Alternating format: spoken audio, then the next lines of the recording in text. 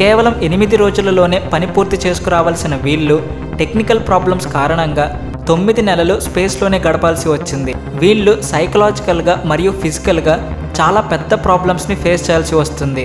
ఇప్పటి వరకు వీళ్ళు మైక్రోగ్రావిటీలో ఉన్నారు.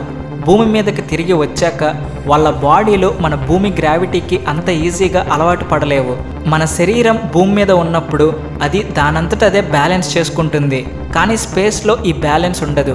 బాడీ మొత్తం బ్యాలెన్స్ అనేది మర్చిపోతుంది. స్పేస్లో మనం మైక్రోగ్రావిటీలో తేలుతూ ఉంటాం. బ్యాలెన్స్ అనే విషయాన్ని బ్రెయిన్ గుర్తించలేదు. దీని కారణంగా వీళ్ళు భూమి మీదకు వచ్చాక బ్యాలెన్స్ అనేది కోల్పోతారు. కళ్ళు తిరుగుతున్నట్టుంటుంది, తిక్కగా ఉంటుంది. వాళ్ళకి ప్రపంచం మొత్తం తిరుగుతున్నట్టు అనిపిస్తుంది. వాళ్ళు ఒక రంగుల రత్నంలో ఉన్నట్టు ఫీల్ అవుతుంటారు.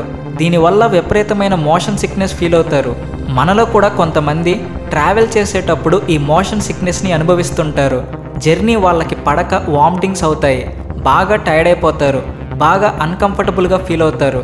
వాళ్ళ సెన్సెస్ అన్ని మిక్స్డ్ సిగ్నల్స్ని బ్రెయిన్కి పంపిస్తూ ఉంటాయి. అందుకే ఇలా జరుగుతూ ఉంటుంది. సేమ్ ఇవే ప్రాబ్లమ్స్ని రాబోయే ఆస్ట్రోనాట్స్ ఫేస్ చేస్తారు.